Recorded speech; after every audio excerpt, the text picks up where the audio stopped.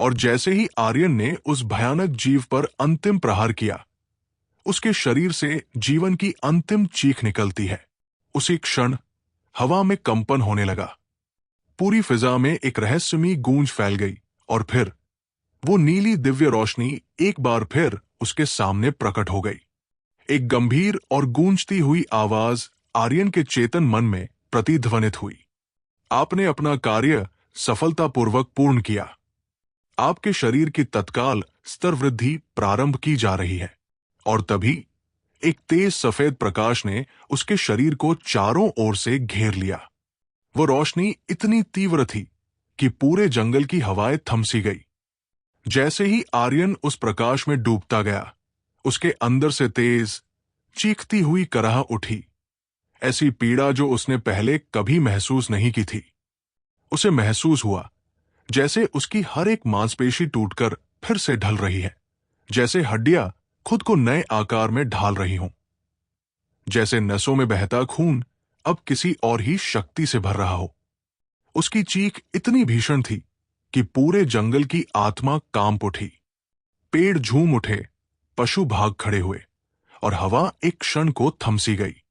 पर धीरे धीरे जैसे जैसे शरीर पुनः गठित होने लगा, दर्द क्षीण होता गया और जब सफेद रोशनी धीरे धीरे लुप्त हुई, एक नया आर्यन प्रकट हुआ।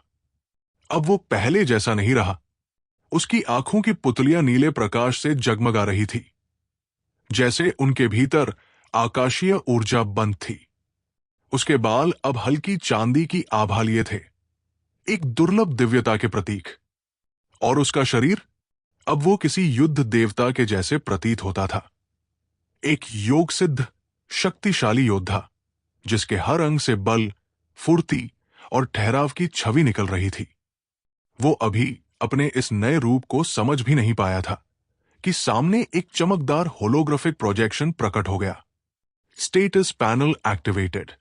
बल, स्ट्रेंथ 10 हाथियों के समतुल्य। फुर्ती, एजिलिटी चीते जैसी तीव्र गति। ऊर्जा स्तर, एनर्जी पावर प्रारंभिक स्तर। आर्यन के चेहरे पर गंभीरता थी। और तभी नीली रोशनी में फिर एक आवाज आई। विशेष इनाम प्राप्त हुआ है।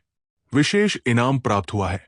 आर्यन की आंखों के सामने एक दिव्य हथियार प्रकट होता है, एक चमचमाता, धधकता हुआ ब्लेड जो हवा को चीरता हुआ उसकी ओर आता है। उस पर लिखा था, weapon Ignis fang tier 1 grade, status bound to Aryan. जैसे ही ये विचार उसके मन में उत्पन्न होता है, उसी क्षण नीली रोशनी उत्तर देने लगती है, जैसे वह उसकी आत्मा के साथ जुड़ चुकी हो। इस संसार में शक्ति के स्तरों को 4 मुख्य श्रेणियों में बांटा गया है। लेवल 1 से लेवल 10 प्रारंभिक स्तर, इनिशिएट फेज। फर्स्ट ईयर प्रथम उत्कर्ष स्तर। सेकंड ईयर द्वितीय उत्कृष्ट स्तर। ग्रैंड टीयर महामहिमीय योद्धाओं का स्तर। इनके आगे भी कई अज्ञात श्रेणियां हैं जिनकी जानकारी केवल समय के साथ ही खुलती है। अपनी शक्ति जागृत करने के बाद आर्यन कुछ पल के लिए शांत हुआ। उसके भीतर अब एक नई ऊर्जा बह रही थी। हल्का सा पसीना माथे से टपक रहा था। वो पास ही बह रही नदी की ओर बढ़ा। पानी के किनारे झुकते ही उसने अपनी हथेलियों से पानी उठाया और होठों से लगाया। लेकिन तभी उसकी नजर पानी की सतह में दिखती अपनी ही परछाई पर पड़ी। वो दृश्य देखकर आर्यन स्तब्ध रह गया। उसका चेहरा अब वैसा नहीं रहा था। उसकी त्वचा सुनहरी आभा लिए दमक रही थी। जबड़े की हड्डियां नुकीली और गढ़ी हुई थी, एकदम शाही राजकुमारों की तरह। उसकी नीली आंखों में इतनी चमक थी मानो उनमें तारों का प्रतिबिंब हो। और उसके बाल हल्के चांदी जैसे झील पर गिरते चांदनी के प्रकाश की तरह लहराते। वो अब मनुष्य नहीं, एक दैवीय योद्धा की छवि था। यदि स्वर्ग की अप्सराएं भी इस चेहरे को देख ले तो वे अपने अमरत्व को छोड़ इस नश्वर भूमि पर उतर आए। ये मैं हूं, उसने बुदबुदाया। ऐसा प्रतीत होता था जैसे सौंदर्य और शक्ति का एक जीवंत अवतार उस नदी के तट पर खड़ा हो। आर्यन ने गहरी सांस ली और फिर अपने कदम जंगल के पार की ओर मोड़ दिए।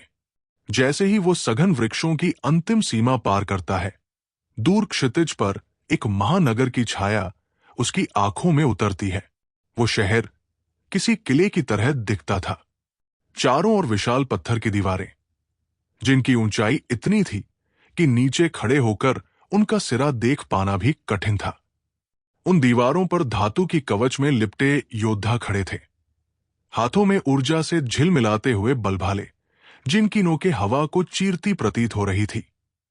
और बीच में एक विशालकाय प्रवेश द्वार, जिसके सामने लंबी कतारें लगी थी।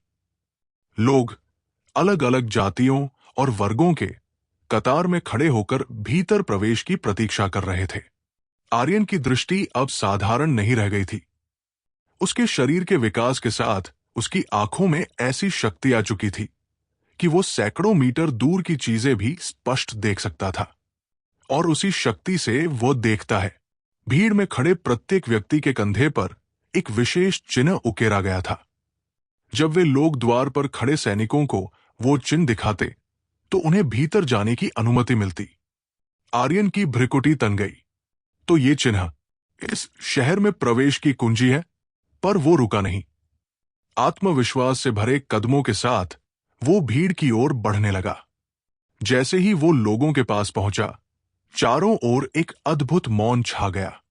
भीड़ में खड़े लोगों ने जब आर्यन की ओर देखा तो उनके चेहरों पर विस्मय तैर गया।